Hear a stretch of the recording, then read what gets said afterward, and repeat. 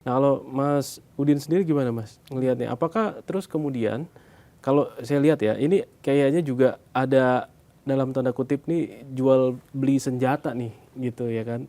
Perang ini kan biasanya kan gitu kan. Ya Kak. Amerika memang punya punya apa ya, punya alutsista yang kuat lah gitu. Terus kemudian dia juga punya persenjataan yang dijual ke negara-negara lain gitu. Sementara Iran juga produk ya, memproduksi alutsistanya gitu. Ya kan, yang mungkin di Yaman menggunakan itu ya, membantu gak sih kira-kira? Ya, emang proyek industri senjata Amerika ini memang memainkan peran besar ya dari semua agenda Trump itu kan semuanya selalu menguntungkan industri senjata. Artinya ketika setelah pasca penculikan Nicolas Maduro, saham-saham perusahaan senjata di Amerika itu meningkat drastis. Artinya investor-investor senjata untuk perusahaan-perusahaan Amerika itu menguat, semakin percaya dengan kemampuan pemerintah membangkitkan industri senjata, karena sebenarnya kondisi ekonomi Amerika sendiri juga sebenarnya tidak baik-baik saja. Dengan memicu konflik baru di Iran ini, jadi ada potensi penjualan senjata Amerika juga meningkat karena semua negara itu akan memperkuat persenjataannya masing-masing, karena sekarang yang berlaku sudah bukan hukum internasional ya. Jadi seperti yang saya katakan kemarin. Ya, minggu lalu seperti bahas tuh ya, matinya hukum internasional ya. Karena nggak ada yang peduli dengan ditangkapnya Maduro. Sekarang yang berlaku itu hukum rimba ya.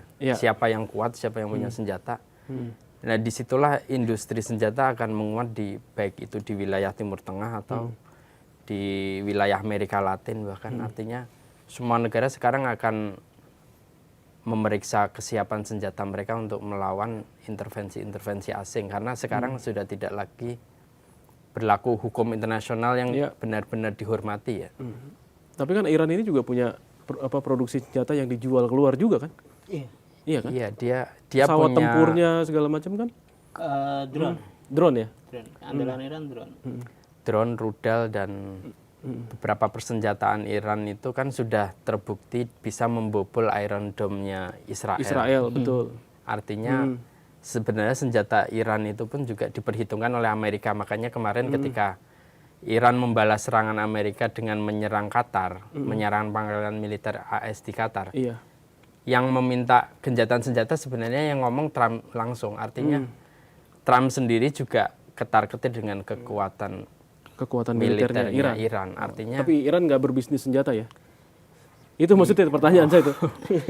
Dengan Rusia itu. Hah? Dengan Rusia. Dengan Rusia ya? Dengan beberapa negara yang bisa mengakali sanksi Amerika kan, Iran mendapat sanksi untuk penjualan senjata, dia nggak bisa.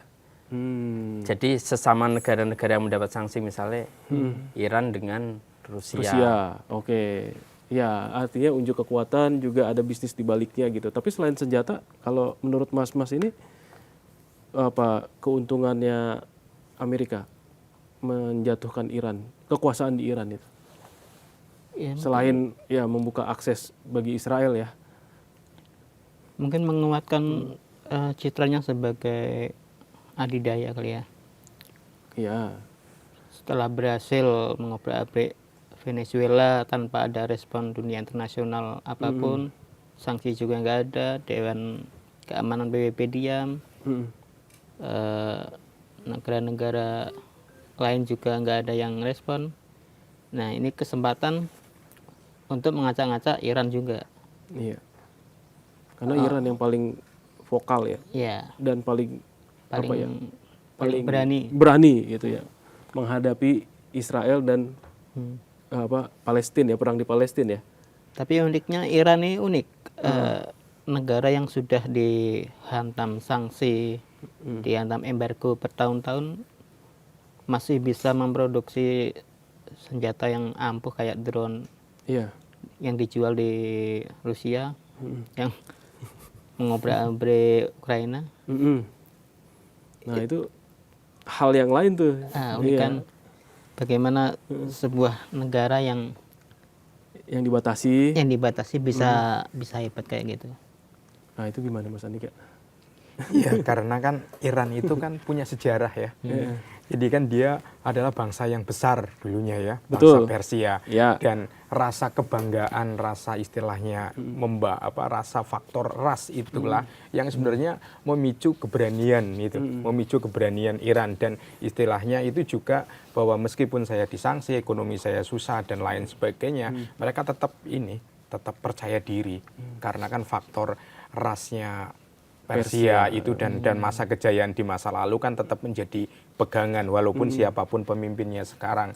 Kalau yang saya melihat kemudian Iran itu kan juga tetap dia akan membangun koalisi ya. Koalisinya kan pertama itu kan dengan Cina, kemudian dengan Rusia, termasuk dengan Korea Utara istilahnya musuh-musuhnya. Termasuk Iran juga kan yang terbaru itu kan ikut latihan perang BRIC ya di Afrika Selatan gitu kan. Itu kan juga menunjukkan bagaimana saya juga punya teman loh, saya tidak sendiri gitu kan. Itu kan ditunjukkan kepada Amerika. Dan selain itu adalah Iran itu kan tetap menjadi benalunya Amerika di Timur Tengah. Kita ketahui kan bahwa beberapa konflik itu kan di Timur Tengah tetap di situ ada faktor Iran dan kembali lagi di situ adalah faktor ideologis karena kan berkaitan dengan antara Syiah dan Sunni itu kan hingga akhirnya akar-akarnya itu kan antara Iran itu pun dianggap bukan negara Arab karena faktor ras dan karena faktor kepentingan-kepentingan yang tersebut.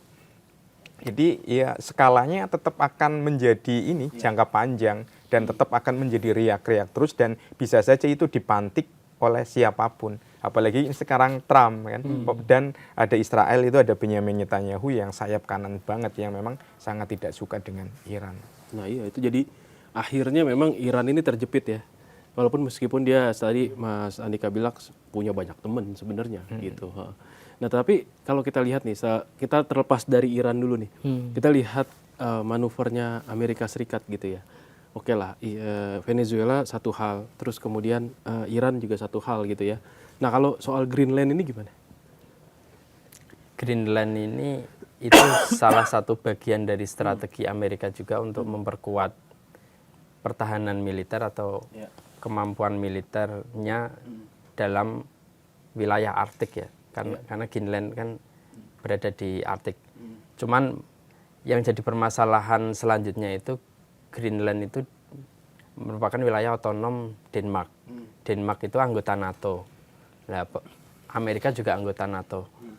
Ketika Amerika nanti menyerang Greenland, berarti kan berlaku pasal 5 NATO. Bahwa serangan pada satu negara itu berarti serangan pada seluruh anggota NATO. Padahal Amerika adalah anggota NATO. Makanya beberapa pengamat ini menyebut inilah awal keruntuhan NATO kalau Amerika berani menyerang Greenland atau menguasai Greenland. Kalau membayarin? Kemarin sempat ada isu ya? Apa? Mau dibayarin? Membeli. Membeli ya. Kalau membeli prediksi saya itu kan tergantung warga negaranya apakah dia mau apa enggak.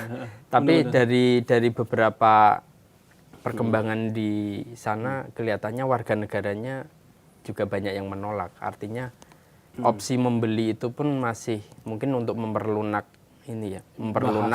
bahasa Amerika untuk sebenarnya memang mau mengakuisisi, cuman kapannya kan kita tidak tahu.